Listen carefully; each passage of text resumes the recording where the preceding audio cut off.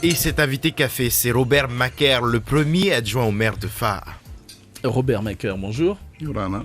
Alors, combien de familles exactement, donc combien de personnes exactement, donc se retrouvent sans toit depuis hier suite à l'incendie qui a ravagé 3 habitations à Faa, Cité Bel-Air? Il y a une vingtaine de personnes pour 4 familles qui sont concernées par les incendies qui se sont produits hier. Alors, 2 couples, on l'a appris, ont accepté d'être logés par la famille. Quant aux autres, eh bien, ils ont préféré rester sur place, ce qui veut dire que ces familles-là seront relogées Cité Bel-Air obligatoirement? Alors, nous sommes satisfaits un petit peu de la décision, dès lors qu'ils ont voulu faire appel à leur famille, ce qui fait que la solidarité polynésienne existe encore. Au-delà de cette position-là, hier, nous leur avons proposé d'être logés chez les Sanitos, ici à Heberona, pas loin d'ici, là, pendant jusqu'à samedi. Et la commune leur amenant de la nourriture tous les jours par la fourniture de plats venant de la cuisine centrale. Et finalement, ils ont pris la décision de ne pas bouger. Bon, ça n'empêche pas que à midi, on leur a fourni de la nourriture, le soir encore de la nourriture. De ne pas bouger, c'est-à-dire, elles habitent où, ces Alors, familles? elles sont rentrées chez des amis ou de la famille à côté. Il y a d'autres maisons qui sont à côté. Du lieu du sinistre, là. Alors, la difficulté pour les reloger, outre le fait qu'elles acceptent ou refusent, c'est quoi? Vous avez des terrains, vous n'en avez pas? Alors, il faut savoir que la compétence du logement est de la compétence du pays. À cet égard-là, hier au soir, j'ai eu un contact téléphonique avec M. Bouissou, le ministre du Logement, oui. Et nous rechercherons des moyens rapides pour qu'ils soient relogés incessamment sous peu. D'accord, on peut pas avancer, vous ne pouvez pas avancer de délai, de préciser de délai. Mais il m'a laissé entendre qu'il y aurait une remise de clés. Il y a des logements qui seront prêts et qu'il faudrait qu'on rencontre les familles pour leur proposer cette solution-là. Comme ça, ils seront déjà relogés. Alors, qu'est-ce que vous pouvez nous dire sur les causes véritables de cet incendie? Alors là, c'est de la bêtise humaine. Une des familles dont la maison est située entre les deux autres maisons ou 3 autres maisons à côté, a voulu faire son jardin. Il fait son tas et puis il allume. Et les autres autour lui ont demandé de ne pas allumer le feu parce que le vent d'ouest commençait à souffler. Et la fumée incommodait donc les familles. Il y a de la fumée, naturellement. Mais lui, ayant manifesté son désaccord sur ce plan-là, il y a eu une petite altercation entre eux, non sans gravité. Mais pendant qu'ils étaient en train de parler, le vent a beaucoup soufflé, les flammes et ça a pris sur la maison, et c'est parti de là. En 1 heure, pratiquement plus rien. Et nous avons eu du mal à venir à bout. Du feu.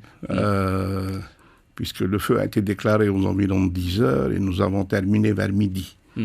C'est une chance que sur la vingtaine de personnes, il n'y ait eu aucun blessé. Heureusement. Surtout pour les gosses, quand on sait que les enfants sont en vacances en ce moment. Donc c'est réellement une chance qu'il n'y ait pas eu de blessés. Les occupants de ces terrains, donc les occupants de ces habitations-là qui ont tout perdu, sont propriétaires ou alors il existe un litige sur l'occupation des terrains? Cette propriété-là est de la propriété de M. Gervais, dont c'est la famille qui est dessus. Donc ils se réclament tous propriétaires de la propriété. Voilà. D'accord, mais c'est pas encore réglé, quoi. Mais c'est pas réglé, cette histoire-là. Mais moi, je souhaiterais qu'ils puissent bénéficier plutôt des maisons qui sont actuellement en cours de livraison sur le Téroman. Comme ça, il reste dans la commune de Fa'a et c'est beaucoup mieux pour eux. Et si ces familles ne veulent pas partir? Alors, l'autre solution consisterait à ce qu'on prenne la tâche de l'agence immobilière sociale du pays, qui pourrait leur proposer d'autres logements, mais en dehors de la commune. Okay? Mais s'ils veulent rester encore sur place, les superficies de terrain telles qu'ils sont actuellement fixées ne permettent pas de reconstruire des maisons sur des superficies qui font 200-300 mètres carrés. Vous n'avez plus de terrain? On n'a plus de terrain. Nous, la commune ne dispose pas d'un foncier important. D'abord parce qu'il n'y en a pas. Et nous pouvons donc offrir à ces personnes-là un terrain où ils puissent reconstruire. Encore une fois, parce que aussi la compétence du logement est de la compétence du pays. Alors vous l'avez évoqué tout à l'heure, donc l'origine pourrait être la bêtise humaine en tous les cas concernant cet incendie-là. Ce n'est pas le premier incendie survenu sur votre commune. À chaque fois, c'est pour les mêmes raisons? Il y a peut-être de l'imprudence aussi. Hein. La dernière incendie qu'on a pu faire face, ça s'est passé ici à Pour et Oremou, où le papy était encore au lit. Et heureusement que sa petite fille n'est pas partie à l'école. Et un feu s'est déclaré.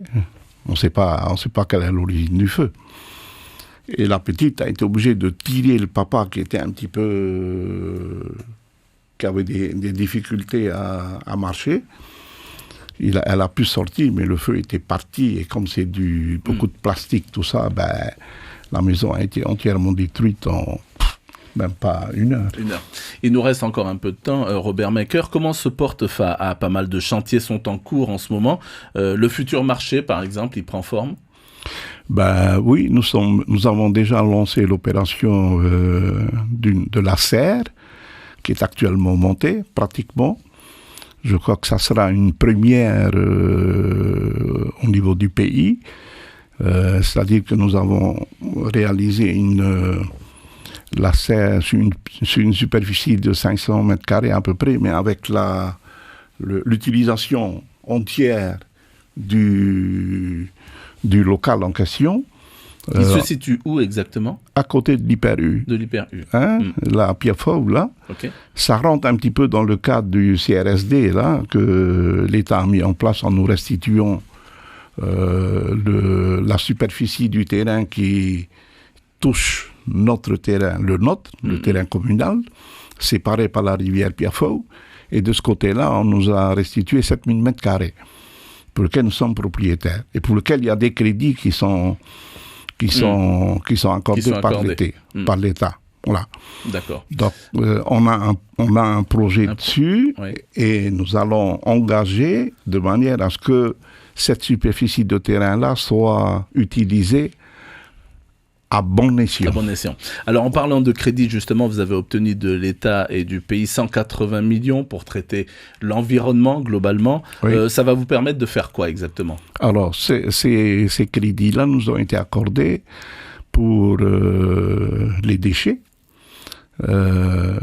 Nous allons investir pour 80 millions à peu près de bacs à poubelle, tout ça, et le reste sera destiné à l'achat de moyens, de véhicules pour ramasser ces déchets ménagers. D'accord, il nous reste une poignée de secondes. Le tri sélectif, c'est pas pour tout de suite?